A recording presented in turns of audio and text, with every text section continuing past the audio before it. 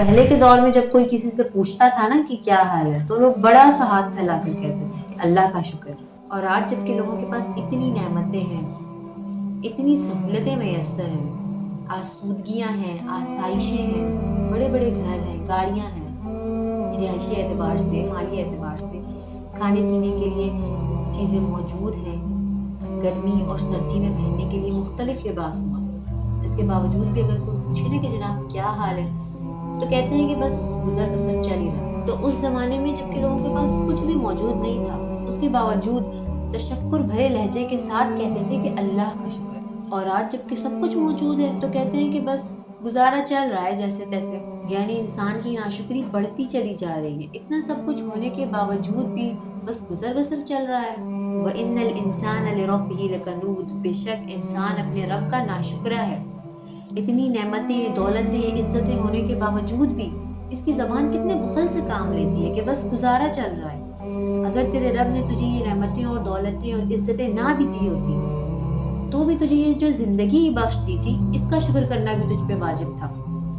ہمارے رب نے تو ہمیں بن مانگے اتنی نعمتیں عطا کی ہیں کہ جن کا شمار بھی ہم نہیں کر سکتے۔ دیکھنے کے لیے آنکھیں، سننے کے لیے کان، کام کرنے کے لیے ہاتھ، چلنے کے لیے پاؤں، ذائقے چکھنے کے لیے زبان، یہ سب کچھ تو ہمارے رب نے ہمیں بن مانگے ہی عطا کر دیا۔ یہ سب چیزیں جو ہمارے رب کی طرف سے عطا کردہ ہیں، یہ سب قابل تعریف اور قابل شکر ہیں۔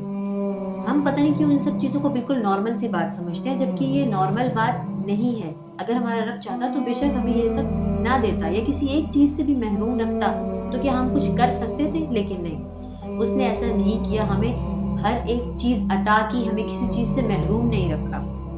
لیکن ہم نے کبھی یہ ضروری سمجھا کہ ہم فرصت سے تھوڑا ٹائم نکال کر، دل کھول کر اپنے رب تعالیٰ کا شکر ادا کریں؟ نہیں۔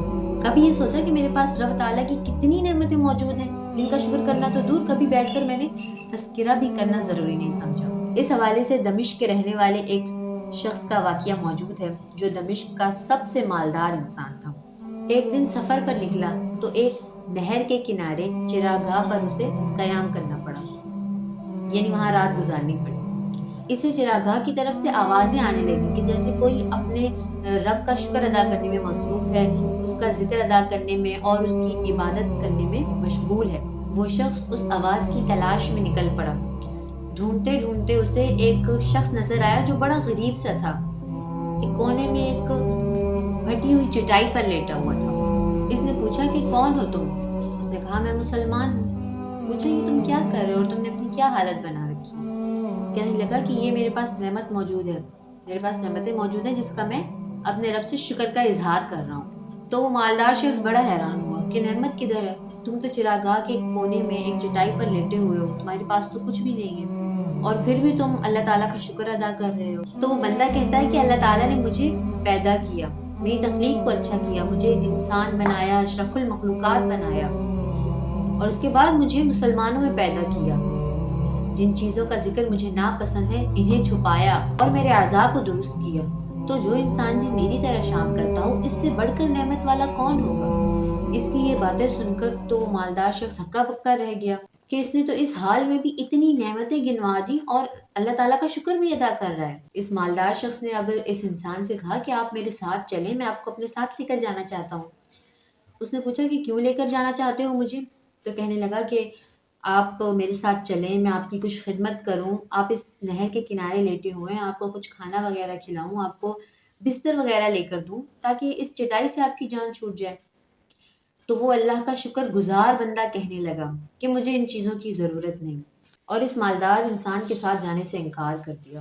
اب وہ شخص جو دمشق کا سب سے مالدار انسان تھا کہنے لگا کہ میں نے پورے دمشق میں اس سے مالدار انسان نہیں دیکھا کہ جو اپنے رب کی رضا میں اس قدر راضی ہے، جسے نیند سکون کی آتی ہے، جس کا دل اتنا پرسکون ہے، اور جو کچھ اس کے پاس ہے وہ اس پر اپنے رب کا شکر ادا کرتا ہے۔ اصل مالدار تو یہی شخص ہے۔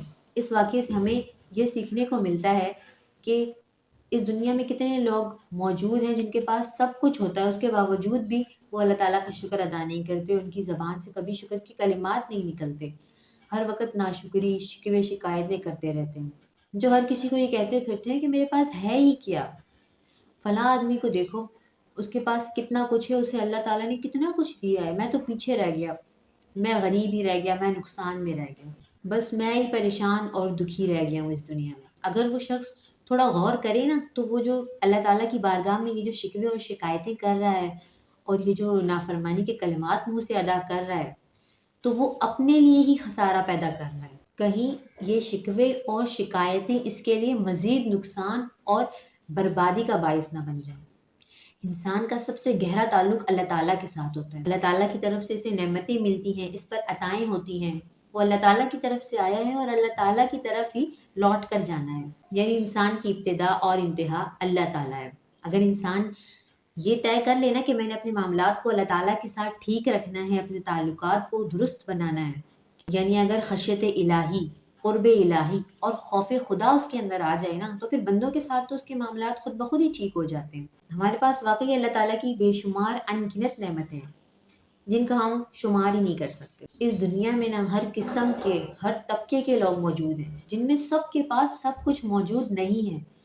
اگر کوئی بے روزگار ہے تو کوئی قرض دار ہے، کسی کے پاس اپنا گھر تک موجود نہیں ہے، کرائے کے گھروں میں زندگی بسر کر رہے ہیں، کوئی ہے جو سفر کی خواہش رکھتا ہے لیکن اس کے لیے اس کے پاس وسائل نہیں ہیں، یا کوئی بیمار ہے، کسی بیماری میں مبتلا ہے۔ تو آج اس بات کا جائزہ لیجیے کہ میرے خود کے پاس جو پریشانیاں ہیں، جو میری مصیبتیں ہیں، کیا وہ اس قدر بڑی ہیں کہ مجھے اپنے رب کا شکر ادا کرنے سے روکتی ہیں، یا مجھے اس بات پر اکساتی ہیں کہ میں ہر وقت اپنے رب کی ناشکری کرتی رہوں۔ شکر کا سب سے پہلا درجہ یہ ہے کہ جس نے نعمتیں دی ہیں ہم اس کا شکر ادا کریں، یعنی اللہ کا۔ بیوی بچوں کی نعمت، ماں باپ کی نعمت، مال اسباب، گھر دولت، جو صحت دی، یہ سب اللہ تعالیٰ کی نعمت ہے۔ دوسرا درجہ یہ ہے کہ جو نعمتیں عطا کی ہیں ان کا نافرمانی میں استعمال نہ کریں۔ اللہ نے آپ کو آنکھیں دی ہیں، جن کے پاس نہیں ہیں ان سے پوچھیں، لیکن اگر آپ ان آنکھوں سے حرام چیزیں دیکھ رہے ہو، بد نظری کر رہے ہو، تو یہ اس نعمت کی ناشکری ہے۔ کان ہے، وہ بھی اللہ تعالیٰ کی نعمت ہے، ان سے آپ غلط باتیں سن رہے ہو تو وہ اس نعمت کی ناشکری ہے۔ اس کے بعد شکر کا سب سے اعلیٰ درجہ یہ ہے کہ جو آپ کو اللہ تعالیٰ نے نعمتیں عطا کی ہیں ان کو اللہ تعالیٰ کے کاموں میں لگائیں۔ اسی طرح اللہ تعالیٰ نے جس کو حسب توفیق جتنا مال عطا کیا ہے وہ اللہ تعالیٰ کی راہ میں خرچ کرے۔ جس کے پاس مال نہیں ہے وہ اپنا وقت اللہ تعالیٰ کی راہ میں خرچ کر سکتا ہے، یعنی اپنے اوقات میں سے اپنے وقت کا ایک حصہ اللہ تعالیٰ کے کاموں کے لیے، تبلیغ کے لیے صرف کر دیں، اپنے وقت کا وہ والا حصہ دین کے کام سیکھنے اور سکھانے میں لگا دیں۔ یہ شکر کرنا ایک اعلیٰ درجے کی عبادت ہے، یہ ایک عظیم سعادت ہے۔ شکر میں نعمتوں کی حفاظت ہے۔